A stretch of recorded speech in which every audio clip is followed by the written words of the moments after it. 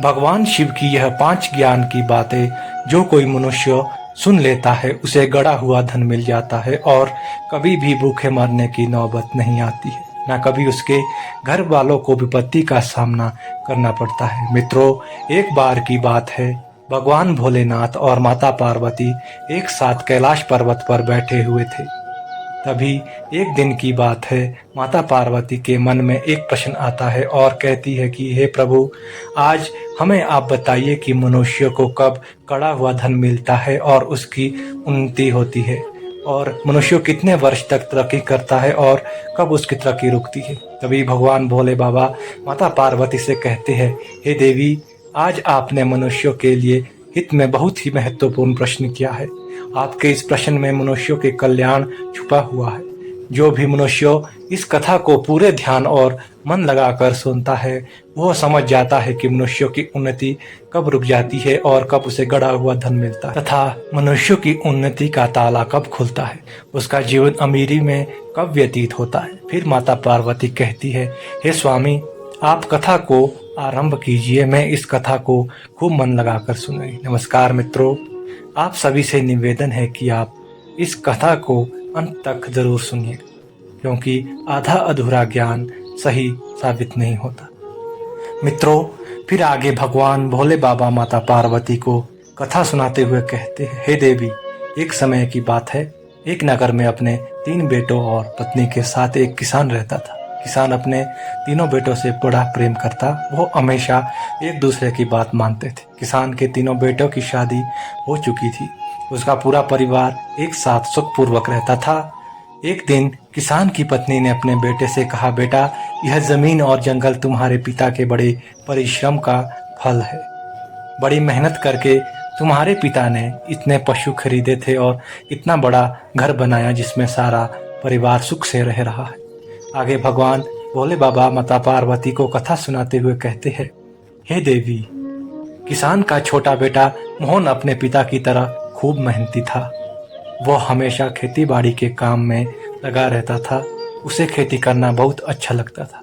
वो पूरे दिन कड़ी धूप में खेतों में मेहनत करता था। खेतों को हल से जोतना और फसल बोना, काटना और कटवाना, उसके बाद अनाज को संचित करके रखना और बाजार में बेचना, ये सब काम किसान का छोटा बेटा मोहन करता था। कहीं किसान के 2 बड़े बेटे, उनमें एक का नाम था जीवन, दूसरे का नाम था गगन। इन दोनों ने भी अपने अपने मनपसंद के काम ढूंढ लिए। बड़ा बेटा जीवन व्यापार किया करता था और गगन बुद्धि में तेज था, इसलिए वो ज्योतिष का काम करता था। दोनों अपनी मेहनत से, अपनी बुद्धि से खूब धन कमाते थे। उसके परिवार के बीच किसी भी चीज का अभाव नहीं था।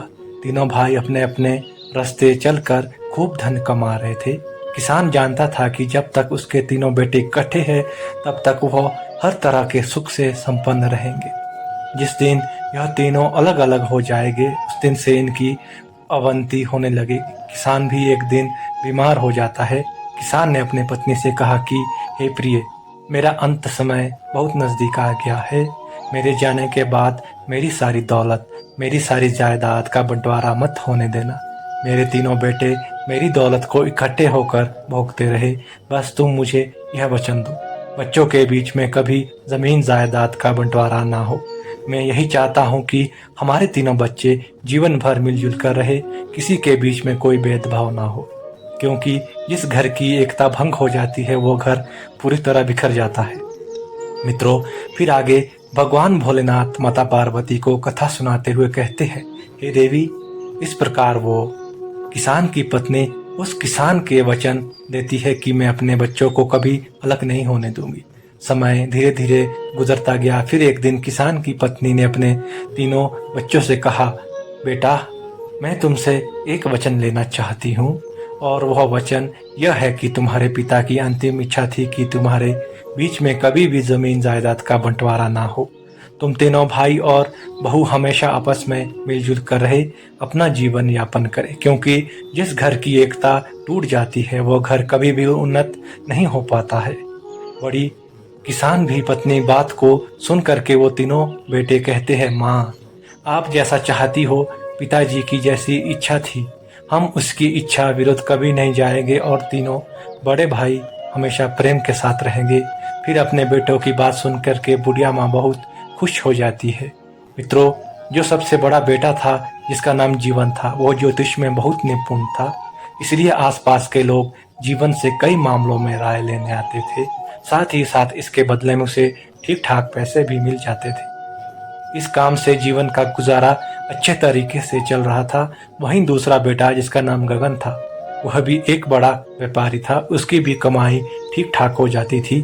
भाई सबसे बड़ी मुश्किल यह थी कि किसान का जो सबसे छोटा बेटा था, जिसका नाम मोहन था, वो कड़ी मशक्कत करता, दिन भर मेहनत करता था। सुबह से लेकर शाम तक खेतों में हल का काम करता। फिर भी उसकी उतनी कमाई नहीं हो पाती जिससे उसका घर अच्छे से चल सके। समय धीरे धीरे बीतता गया। किसान के दोनों बेटे जो ठीक ठाक कमाई करते थे, वो अपने पिता को दिया हुआ वचन भूल जाते हैं और अपनी पत्नियों के साथ में ऐशो आनंद की जिंदगी व्यतीत करने लगते हैं। वहीं जब किसान के दो बड़े बेटे की बहुएं ऐसी ऐशो आराम की जीवन जीती है, तो सबसे छोटा बेटा था, उसकी पत्नी घर पर कमाई करती रहती है और घूमने के लिए नहीं जाता। उसे शौक करने का पूरा हक नहीं मिलता था। जब वो अपने बड़े और जेठ जेठानी को देखती है तो उसका हृदय दुखी हो जाता है कि हम तो पिता के वचनों का पालन आज भी कर रहे हैं, लेकिन हमारे बड़े दोनों जेठ और दोनों जेठानियां ऐशो आराम की जिंदगी व्यतीत कर रहे हैं। मित्रों, भगवान भोलेनाथ फिर माता पार्वती से कहते हैं, हे देवी, किसान का सबसे छोटा बेटा मोहन और उसकी पत्नी एक दिन जब बहुत ज्यादा दुखी हो गए, तो मोहन की पत्नी ने अपने पति से कहा, अजी सुनते हो, मेरा भाई के यहाँ से चिट्ठी आई है और उसने हमें घर पर बुलाया है। हमारे और आपके लिए निमंत्रण भेजा है। कुछ दिनों पहले हमारे भाई ने अपना नया घर बनाया है, उसमें गृह प्रवेश है। वो चाहता है कि हम दोनों भी उसमें शामिल हो। अपनी पत्नी की बात सुनकर किसान का छोटा बेटा कहता है, देखो भाग्यवान, खेती में बहुत काम करना पड़ता है। मेरे पास में इतना समय नहीं है कि मैं तुम्हारे साथ तुम्हारे मायके जा सकूं। यदि मैं तुम्हारे साथ तुम्हारे मायके चलूंगा तो खेती का काम खराब हो जाए। मोहन की बात सुनकर उसकी पत्नी गुस्से से कहती है, ठीक है, हम जीवन भर इसी घर में सड़े रहेंगे, हमारे मन की कोई इच्छा पूरी नहीं करता। पत्नी को गुस्से में देख करके किसान का छोटा लड़का कहता है, ठीक है, मैं ऐसा करता हूँ कि तुम्हारे जाने का प्रबंध कर लेता हूँ, पर मैं नहीं आ पाऊंगा। उसकी पत्नी कहने लगी, यदि हम दोनों नहीं जाएंगे तो फिर कोई भी नहीं जाएगा। मित्रों, पत्नी की बात को सुनकर मोहन कहता है, ठीक है भाग्यवान, जैसी तुम्हारी मर्जी, जाना है तो जाओ वरना मत जाओ। फिर मित्रों, आगे भगवान भोले बाबा माता पार्वती से कहते हैं कि हे देवी, किसान के सबसे छोटे बेटे की बहू अपने दोनों बड़े जेठ और जेठानी ऐशो आराम को देखकर पहले से चिड़ी थी। वो अपने पति मोहन से कहती है कि जी हाँ, क्या हमने ही घर का काम करने का ठेका ले रखा है? घर का और खेती का काम हम दोनों को करना पड़ता है और उन दोनों बड़े भाइयों और भाभियों के बीच बहुत ही खुशहाल भरा जीवन जी रहे हैं। वे सब अपना अपना समय अच्छे कार्यों में कर रहे हैं, उन्हें घर की परवाह नहीं। वो दोनों बाहर रहकर मौज मस्ती का जीवन जी रहे हैं और हम दोनों घर का और खेती का काम करना पड़ता है। वो तो अपनी पत्नियों के साथ में चारों तरफ से चलकर घूमते हैं और मैं इस घर में ही रहती हूँ। आप बताओ, क्या यह अन्याय नहीं है? फिर तो अपनी पत्नी की ऐसी बातों को सुनकर मोहन की आंखें खुल गई। उसकी पत्नी आगे कहने लगी, तुम मेरी एक बात ध्यान से सुनो, कान खोलकर, जायदाद के बंटवारे की बात है, चलाइए घर में, ताकि हम लोग अलग से रहे और हमको भी हमारे लिए घूमने के लिए कुछ समय मिल जाएगा। मित्रों, इस प्रकार अपनी पत्नी की बात सुनकर के मोहन को लगा कि उसकी पत्नी ठीक कह रही है। मेरा भाई से ज्यादा काम है, मेरी वजह से वो दोनों इतने ऐशो आराम जीवन जीते हैं और मैं अपनी पत्नी को नौकरानी की तरह घर में रहने देता हूँ। मित्रों, एक दिन की बात है, सभी भाई घर में ही थे और उनकी माँ भी थी। तो किसान के छोटे लड़के ने वहां आकर अपनी माँ और भाइयों से कहा, हे माँ, अब मुझे जायदाद में अलग हिस्सा मिलना चाहिए।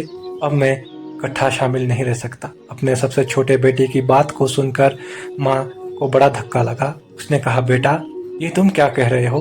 तुम्हारे पिता चाहते थे कि तुम सब मिलजुल कर एक होकर रहो, अलग में क्या रखा है? छोटा बेटा कहने लगा, माँ नहीं, अब मैं कट्ठा शामिल होकर नहीं रह सकता। मोहन से ज्यादा जोर देने पर उसके दोनों बड़े भाइयों ने भी हामी भर दी और कहा, ठीक है, यदि इसकी यही इच्छा है तो हम जायदाद का बंटवारा कर ले। मित्रों, अब तो जमीन जायदाद के सभी कागज भी ले आए जिसके आधार पर बंटवारा होना था। बंटवारे की पूरी तैयारी हो चुकी। बंटवारा होने से पहले किसान की पत्नी अपने तीनों बेटों से कहती है कि बंटवारा बाद में होगा। हमारे घर की एक प्रथा है, कोई भी कार्य करने से पहले सबसे पहले हम भगवान शिव जी के दर्शन करने जरूर जाते हैं। चलो पहले भगवान शिव जी के दर्शन करने चलते हैं, उसके बाद में तुम तीनों का बंटवारा होगा। अपनी माँ की बात को सुन के तीनों बेटे तैयार हो जाते हैं। अगले दिन सभी बेटे अपनी पत्नी और उनके साथ माँ को यात्रा में चलते चलते काशी पहुंच जाते हैं। मंदिर में पहुंचने के बाद जब सभी वापस भाई लौट रहे थे तो उनकी माँ ने कहा, बेटा, मैं बहुत थक गई हूँ और बहुत तेज भूख भी लगी है। आप भी भूखे होंगे, बहुएं भी भूखी लग रही है। चलो एक काम करते हैं, किसी ठीक स्थान पर बैठ करके कुछ खा लेते हैं। बेटे ने कहा, ठीक है माँ, अब वहां से सभी चल देते हैं। चलते चलते उन्हें एक गांव में एक पुराना मंदिर दिखाई देता है और उस मंदिर के पास एक भोजनालय था। वहीं पर सभी परिवार खाना खाने की तैयारी करने लगे तो माँ ने कहा, बेटा, हम लोग खाना खाने के लिए तो आ गए हैं, मगर रुपयों की थैली तो लगता है कहीं छूट गई। अब हमें खाना कैसे खाएंगे और कैसे गांव तक पहुंचेंगे? इसके लिए हमें काफ़ी पैसों की जरूरत है। यदि हमारे पास पैसा नहीं होगा तो ना हम घर पर पहुंच पाएंगे और ना हमारा पेट भरेगा। अब तो एक ही उपाय है कि मैं इन 3 बहुओं के साथ इस मंदिर में रुकती हूँ, तुम तीनों भाई कहीं जाकर पैसों का प्रबंध कर लाइए, कोई काम ढूंढ लो। तीनों अलग अलग अपना काम करके अलग अलग पैसे लाओगे तो हम घर भी जा पाएंगे और पेट भर भोजन भी कर लेंगे। तीनों बेटों ने अपनी माँ की राय मान ली और तीनों भाई अलग अलग दिशाओं में पैसा कमाने के लिए चल पड़े। चलते चलते किसान का छोटा बेटा मोहन एक ऐसे स्थान पर पहुंच गया जहाँ कुछ लोग इकट्ठा होकर के किसी गंभीर बात पर चर्चा कर रहे थे। मोहन ने पूछा, आप लोग किस उलझन में खड़े हो और क्या बात कर रहे हो? क्या मैं आपकी कुछ मदद कर सकता हूँ? रास्ते में खड़े लोग कहने लगे, भैया, हमारे पास में जमीन का ये बड़ा सा भूभाग है। जमीन के इस हिस्से में हमेशा पानी भरा रहता है, इसलिए हम इसमें कुछ फसल नहीं उगा पाते और इस जमीन का राजा हमसे हर वर्ष लगान भी वसूलता है। अब बताओ, जमीन का हम कुछ लाभ भी नहीं ले पाते और लगान भी चुकाना पड़ता है। इसी बात को लेकर हम बड़े चिंतित हैं। तब मोहन कहने लगा, अरे भाई, अगर मैं आपको इस जमीन में फसल उगाने का तरीका बता दूं तो कैसा रहेगा?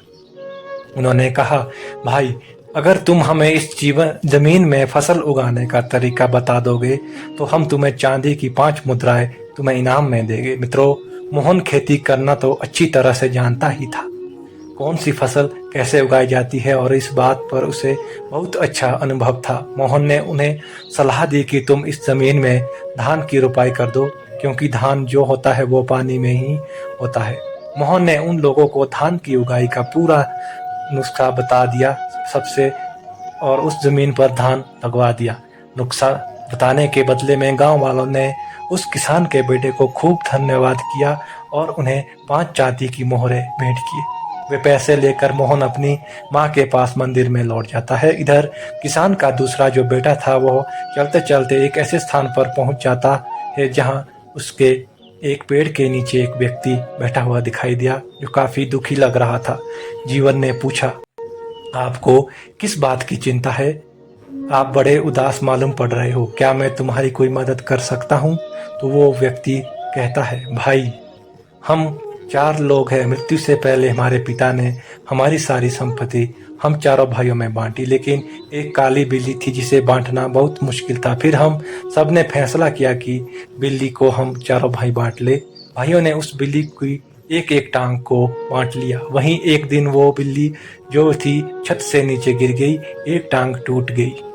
बिल्ली की टूटी हुई टांग मेरे हिस्से में आई थी कि बिल्ली की उस टांग पर तेल लगाकर उस पर पट्टी मलहम कर दी थी। ठंड का मौसम था कि दिन ठंड से बचने के लिए चूल्हे के पास जाकर लेट गई।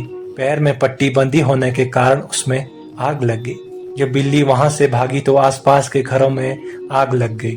अब सब कुछ जलकर राख हो गया। पड़ोसियों ने सारा दोष मुझ पर डाल दिया है कि बिल्ली की जिस टांग से आग लगी है वो टांग मेरे हिस्से में थी।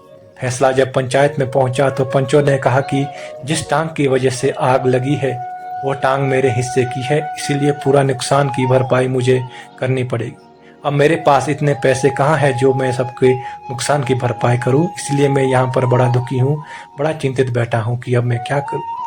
उस दुखी आदमी की बात सुनकर किसान का दूसरा बेटा जीवन कहता है कि मैं तुम्हें इस मुसीबत से निकाल दूं। तो राहगीर कहने लगा, तुम मेरी समस्या का समाधान कर दोगे तो मैं तुम्हें सोने के 5 सिक्के दूंगा। मित्रों, शर्त मंजूर हो जाने के बाद वो किसान कहता है, ठीक है, तुम जाओ और अपने पड़ोसियों गांव वालों के बड़े बूढ़े बुजुर्गों को लेकर शीघ्र वहां मैं भी तुम्हें वहां पर मिलता हूँ, मैं तुम्हारा फैसला सुनाऊंगा। किसान के बेटे की बात को सुन करके वो राहगीर जो था अपने गांव के कुछ व्यक्तियों को साथ में लेकर वहां पर आता है और वहां भीड़ जमा होती है। सबकी बात सुनने के बाद में किसान का बेटा जीवन कहने लगा कि यह सच है कि सारा नुकसान उस बिल्ली की वजह से हुआ है जिस पर इसका हिस्सा था। वो टांग जख्मी थी और उस पर तेल की पट्टी बंधी थी, इसीलिए उसमें आग पकड़ ली। अब आग की पीड़ा से पीड़ित होकर बिल्ली से भागने की वजह से सब घरों में आग लग गई है, जिसका दोष तुमने इस बेचारे पर मढ़ दिया है। इसका कोई दोष नहीं है, क्योंकि इसकी टांग जो जख्मी थी वो टांग चलने फिरने में असमर्थ थी, तो उसने कैसे अपने घरों में आग लगा दी। और जो बिल्ली की टांग टूट चुकी थी वो तो किसी काम की नहीं थी। बिल्ली केवल अपनी 3 टांगों से भागी थी, जिसकी वजह से सभी घरों में आग लगी है। अब आप ही बताओ, बिल्ली की टूटी हुई टांग का क्या दोष है? जो टांगे सही थी दोस्तों, उनका है। मित्रों, जीवन की बुद्धि ने सब गांव वालों को चंबस में डाल दिया और सबने में सब सर हिलाया। फैसला यह हुआ कि 3 टांगों जो सही थी उनके मालिकों को ही हर्जाना भरना पड़ेगा। ऐसा फैसला सुनकर जख्मी टांग का जो मालिक था वो बड़ा खुश होता है और वचन के मुताबिक उस जीवन को सोने की 4 मुद्राएं भेंट करता है। किसान का दूसरा बेटा जीवन भी सोने के सिक्के लेकर अपनी माँ के पास लौट आता है। मित्रों, फिर आगे भगवान भोले बाबा माता पार्वती से कहते हैं कि हे देवी, इधर किसान का तीसरा बेटा गगन भी चलते चलते एक घर के द्वार पर पहुंच जाता है, जहां उसे रोने की आवाज सुनाई देती है। किसी राजा का कर्मचारी का घर मालूम पड़ रहा था, उसके बाहर एक पहरेदार भी खड़ा था। किसान का बेटा सोचने लगा कि ऐसे आलीशान घर में रहने वाला कोई व्यक्ति भला क्यों रो रहा है, आखिरकार इस क्या समस्या है। जब किसान का बेटा आगे बढ़ता है तो पहरेदार से पूछता है, भैया एक बात बताओ, इस घर में रोने की आवाज क्यों आ रही है? तब पहरेदार कहता है, आप अंदर जाकर स्वयं ही क्यों देख लेते। मित्रों, किसान का बेटा जब अंदर जाता है तो देखा उस महल के अंदर एक आदमी बैठा रो रहा था। फिर वो किसान कहने लगा कि आपको क्या कष्ट है भाई, आप क्यों रो रहे हो, आप मुझे बताओ, मैं आपकी क्या सहायता कर सकता हूँ। तब रोने वाला व्यक्ति किसान के बेटे गगन से कहने लगा, अरे भाई राजा, लोग भी बड़े अजीब सन की होते हैं। हमारे राजा ने मुझे एक हाथी का वजन पता करने के लिए कहा, अगर मैं ऐसा नहीं कर सका तो राजा मेरे सर को धड़ से अलग कर देगा। इतना कह करके फिर वो मंत्री जो था एकदम से रोने लगा। उस मंत्री की बात सुनकर के किसान का बड़ा बेटा, जिसका नाम गगन था, वो कहने लगा, तुम भाई चिंता मत करो, यदि मैं तुम्हें हाथी का वजन पता लगाने में आपकी सहायता कर दूं तो मुझे क्या मिलेगा? मंत्री कहने लगा, यदि तुम मुझे इस हाथी का वजन पता करके बता दोगे तो मैं तुम्हें 5 सोने की मुद्राएं दूंगा। किसान के बेटे ने कहा, ठीक है, तुम चिंता मत करो, आप केवल मुझे उस हाथी के पास ले चलो। मित्रों, मंत्री गगन को लेकर हाथी के पास पहुंचता है। गगन ने कहा, इस हाथी को एक नदी के पास ले चलो और एक बड़ी सी नौका में हाथी को बैठाओ। मंत्री ने वैसा ही किया। नदी के किनारे ले जाकर हाथी को नाव में खड़ा कर दिया। हाथी के वजह के कारण नाव जो थी वो पानी के अंदर बैठने लगी। नाव पानी में जितनी अंदर धंस गई, वहीं पर किसान के बेटे ने नाव पर निशान लगवा दिया। उसके बाद हाथी को नाव से उतार लिया गया। किसान का लड़का कहने लगा, अब इस नाव में इतने पत्थर भरो कि यह नौका उसी निशान तक पानी में डूब जाए। फिर किसान के लड़के की बात सुनकर सभी ने बड़े बड़े पत्थर उस नाव में भर दिए और जब नाव निशान के पास पहुंची पानी के बराबर हुई तो उसने पत्थर भरना बंद कर दिया। किसान के बेटे ने उस नाव के सारे पत्थर निकलवाए और कहा कि इन पत्थरों को तोल कर देख लो, जितना वजन इन पत्थरों का है उतने ही वजन का हाथी है। गगन की युक्ति देखकर मंत्री बड़ा प्रसन्न हुआ। उसने खुशी में किसान को 5 सोने की मुद्राएं भेंट की। गगन उन 5 सोने की मुद्राएं को लेकर अपनी माँ के पास मंदिर में लौट गया। इस प्रकार सभी भाई धन कमा करके मंदिर में लौट आए तो सभी ने बड़े ही प्रेम से खाना खाया और पैसे माँ को दिए, जितना पैसा बना। तीनों भाइयों ने जो पैसा कमाया था वो सारा पैसा चुका दिया और कुछ पैसे भी बच गए, जिससे वो अपने घर वापस लौट आए। किसान की पत्नी अपने बच्चों और बहुओं के साथ में घर वापस आई तो उसने रुपये वाली थैली एकदम से निकाल करके अपने बेटों के आगे रख दी और कहा, बेटा, मैंने जानबूझ करके इस थैली को छुपा लिया था ताकि मैं तुम्हें समझा सकूं कि एकता में कितनी शक्ति होती है, क्योंकि तुम तीनों भाइयों ने मिलकर जो भी धन कमाया था उस धन को इकट्ठा करके ही हम लोगों को खाना मिला और बचे हुए पैसों से हम घर वापस लौटे। यदि तुम भाई मिलकर ये एक जगह कमाई एकत्रित नहीं करते तो आज हम पेट भर के ना तो खाना खा पाते और ना ही घर वापस लौट आते। इसलिए हमेशा ध्यान रखना, जब तक झाड़ू बंदी है तब तक ही उसमें सफाई हो सकती है। जब उसकी सीख बिखर जाती है तो फिर झाड़ू किसी काम की नहीं रहती। किसान की पत्नी समझाने लगी, बेटा, इस प्रकार जब तक तुम तीनों के अंदर एकता का भाव रहेगा तब तक इस घर की उन्नति होती रहेगी और जिस दिन बंटवारा हो जाएगा उस दिन इस घर का नाश होना आरंभ हो जाएगा। इसलिए तुम्हारे पिताजी ने मरने से पहले मुझसे एक वचन लिया था कि मैं तीनों बच्चों के अंदर बंटवारा नहीं होने दूंगा। मित्रों, फिर आगे भगवान भोले बाबा माता पार्वती को कथा सुनाते हुए कहते हैं, हे देवी, इस प्रकार किसान की पत्नी की बातों को सुन करके किसान के तीनों बेटे एक दूसरे के गले लग जाते हैं और भविष्य में कभी भी अलग ना होने का वचन देते हैं। तीनों बहुओं ने भी संकल्प लिया कि हम तीनों सगी बहनों की तरह मिलजुल कर इकट्ठी रहेगी। तीनों भाई जो कमाए उसको एक साथ एकत्रित करेंगे और फिर एक साथ बैठ करके निर्णय लेंगे कि हमें क्या करना चाहिए। किसी के साथ में कोई भेदभाव नहीं किया जाएगा। आगे भगवान भोले बाबा कहते हैं, हे देवी पार्वती, तुम्हारा पहला प्रश्न था कि मनुष्यों की उन्नति क्यों रुक जाती है। तो इसका कारण हम लोग अपनी आज़ादी के कारण अपनी ताकत को, अपनी शक्ति को, अपनी संपत्ति को अलग अलग हिस्सों में बांट लेते हैं तो हमारी उन्नति थम जाती है। घर की बहुएं अपनी आज़ादी के चक्कर में, घर में ज़्यादा काम आने के चक्कर में अपने पतियों को दबाव कर बना घर वालों से अलग कर देती है। नतीजा यह होता है कि उनकी उन्नति रुक जाती है। भाई भाइयों के बंटवारे को रोकने में माँ बाप का बड़ा योगदान होता है। यदि माँ बाप इस बुद्धिमान माँ की तरह अपने बच्चों में संस्कार डालने चाहे तो कोई काम कर, चाहे कोई काम कमाए या कोई ज्यादा कमाए, सभी भाई अपने अपनी कमाई एक जगह इकट्ठी करेंगे और जो भी करना है सभी बैठकर निर्णय कर लेंगे। सभी बहुओं को एक बराबर जीने की स्वतंत्रता मिलेगी। यदि घर में ऐसा होगा तो इस बुद्धिमान माँ के बच्चों की तरह घर में कभी बंटवारा नहीं होगा। इसमें भाइयों के बीच कभी फूट पैदा नहीं होगी। नंबर 5, यदि आप या आपका किसी के द्वारा ठगे गए हो या किसी ने धोखा दिया हो तो यह बात सभी भाइयों और को तक रखनी चाहिए।